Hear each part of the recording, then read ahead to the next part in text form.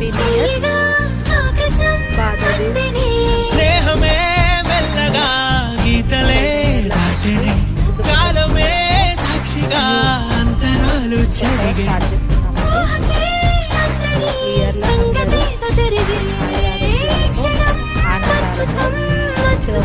కోరుకుంటున్నాను. అందరికీ happy new year 2025 to all అండి.